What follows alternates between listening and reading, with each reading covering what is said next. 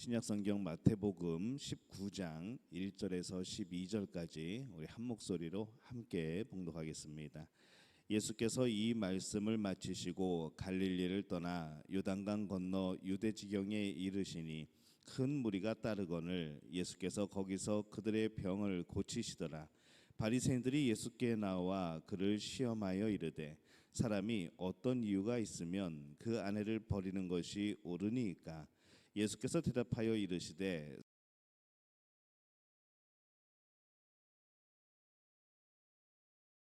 그러므로 사람이 그 부모를 떠나서 아내에게 합하여 그 둘이 한 몸이 될지니라 하신 것을 읽지 못하였느냐? 그런즉 이제 둘이 아니요 한 몸이니 그러므로 하나님이 짝지어 주신 것을 사람이 나누지 못할지니라 하시니 여짜오되 그러면 어찌하여 모세는 이혼 증서를 주어서 버리라 명하였나이까? 예수께서 이르시되 모세가 너희 마음의 완악함 때문에 아내 버림을 허락하였거니와 본래는 그렇지 아니하니라. 내가 너희에게 말하노니 누구든지 음행한 이유 외에 아내를 버리고 다른 데 장가드는 자는 간음함이니라. 제자들이 이르되 만일 사람이 아내에게 이같이 할진대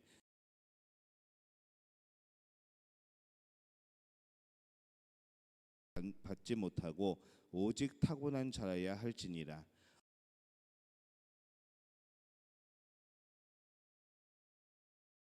위하여 스스로 고자도 있도다.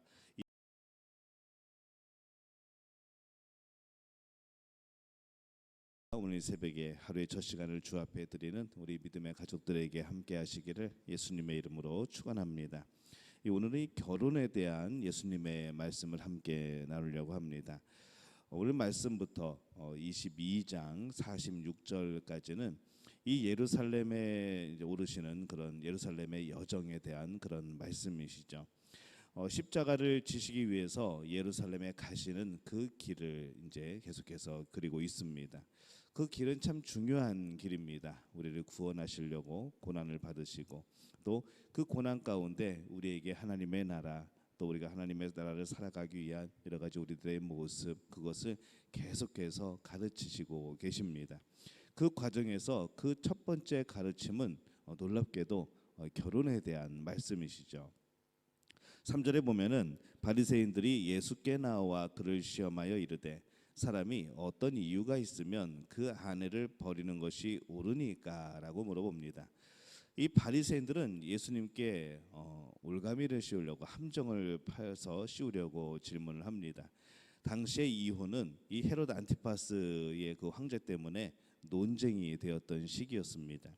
그래서 여러 가지 그를 옹호하는 측도 있었고 또 그것에 반대하는 측도 있었고 여러 가지로 의견이 분분했던 그런 시대인 것이죠. 그들의 질문에 예수님께서는 이 성경에 기록된 이 결혼에 대한 말씀을 주십니다. 6절에 보면은 그런즉 이제 둘이 아니요 한 몸이니 그러므로 하나님이 짝지어 주신 것을 사람이 나누지 못할지니라 하시니 이렇게 말씀을 합니다. 그러자 이 바리새인들이 말합니다. 7절에 여짜오되 그러면 어찌하여 모세는 이혼 증서를 주고서 버리라 명하였나이까? 라고 질문을 하죠. 예수님의 대답은 이것입니다. 8절에 보면은 예수께서 이르시되 모세가 너희 마음의 완악함 때문에 아내 버림을 허락하였거니와 본래는 그렇지 아니하니라 이렇게 말씀을 합니다. 예수님은 그 모세가 말한 것은 결혼의 본래의 그런 의미가 아니라 사람들의 악함 때문에 허락한 것이라 말씀을 하는 것이죠. 그 당시에 이혼 증서를 주지 않고 버림받는다는 것은 정말로 인생의 나락으로 떨어지는 그러한 상황에 처해지는 겁니다. 공식적으로 무엇인가를 할 수 없고 새로운 결혼도 불가능하고 또 이제 그 당시에 몸을 팔 수밖에 없었던 그런 사회적인 분위기와 그런 것 때문에 이 이제 모세를 통하여서 이혼 증서를 통하여서 그들이 살아갈 길을 열어 주시기 위한 그런 또 하나님의 그런 또 배려이고 사랑이었던 겁니다. 당시의 여성들과 이 아이들의 그런 인권을 생각하면은 정말 그것을 지키기 위해서 주신 하나님의 그런 허락하심 은혜인 것이죠. 근데 이것은 본래 결혼의 진정한 의미가 아니라 사람들의 악함 때문에 또 여자와 또 우리 아이들, 이 고아들을 보호하기 위해서 주신 하나님의 은혜라 이렇게 설명을 하는 겁니다. 결혼을 생각하면은 우리는 결혼의 가장 아름다운 것을 생각을 해야 됩니다. 결혼의 중심을 바라보고 그 결혼이 주는 본래의 의미를 누릴 수가 있어야 되는 것이죠. 근데 이 어리석은 사람들은 허용이라는 이 결혼 주변의 것들, 여러 가지 갈등이라는 이 결혼에 따르는 여러 가지 문제점들, 이것을 부각시킵니다.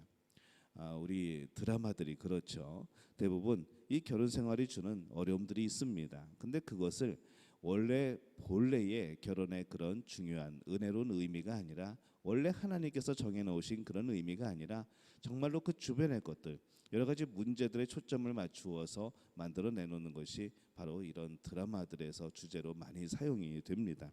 그래서 그것을 보면은 또 우리 젊은 우리 청년들이 보게 되면은, 또 우리 어린 학생들이 보게 되면은 어떻게 되는가?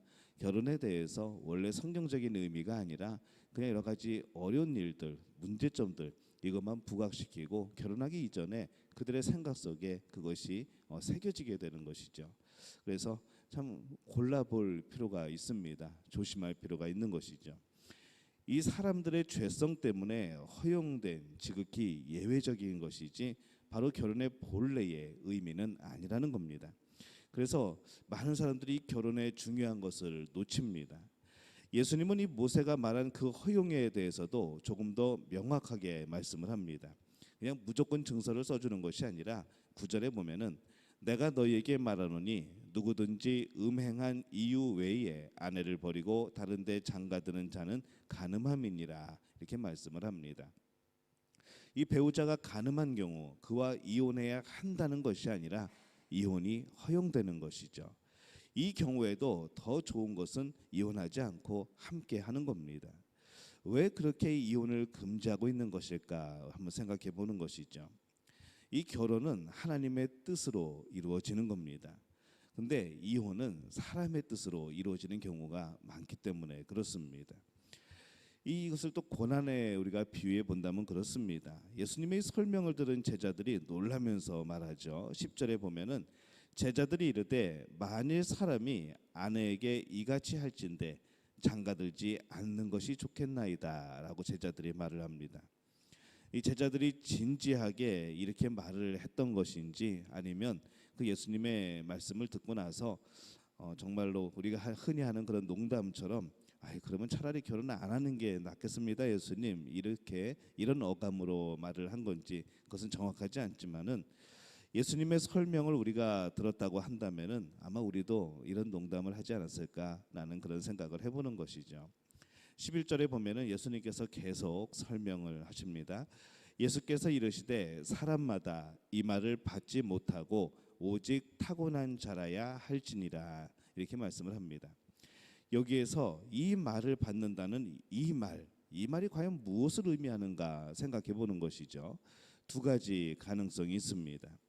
앞에서 예수님께서 말씀하신 이 말은 결혼의 유익, 결혼이 주는 유익, 원래 본래적인 결혼의 의미, 이것을 말하는 것일 수도 있고, 두 번째로 제자들이 말한 결혼하지 않는 것, 그것을 의미할 수도 있습니다. 혼자 사는 것도 타고나야 돼라는 것이죠. 그것도 타고나야지 그냥 사람의 인위적인 걸로 잘 안 돼라고 말씀하시는 그런 의미로 해석할 수도 있습니다. 근데 이 두 가지 해석을 놓고 보면은 아무래도 첫 번째가 맞지 않나 싶습니다. 결혼의 의미, 또 이 결혼이 주는 유익을 지키면서 사는 것이 어떤 사람에게는 정말 힘들 수가 있다는 것이죠. 그러나 그래서 더욱더 하나님을 의지하며 그것을 지켜야 한다는 것, 이 결혼 생활을 지켜야 한다는 것을 의미하고 있는 겁니다.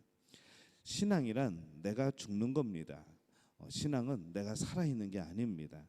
우리의 영은 살고 또 우리가 이 영적으로 죄에서 노임받아서 새로운 생명으로 살아가는 것이지만은, 정말로 우리가 신앙이란 모습을 이 세상에서 해석해 보면은 정말 그것은 고난이고 예수의 십자가에 내가 못 박혀 죽는 겁니다. 그래서 내가 죽고 예수님이 내 안에 사시도록, 나는 죽고 예수님이 살아서 일하시도록, 하나님의 뜻이 내 삶 속에서 이루어지도록 하는 것이 신앙생활이라는 것이죠.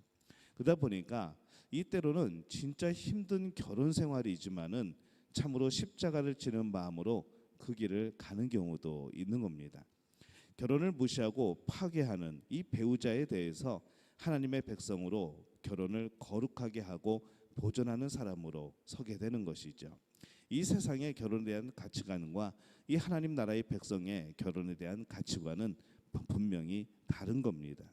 더욱 하나님을 의지하여 믿음으로 이 결혼의 거룩과 행복을 이루어가는 것, 그것도 신앙생활의 한 가지의 모습이라는 겁니다.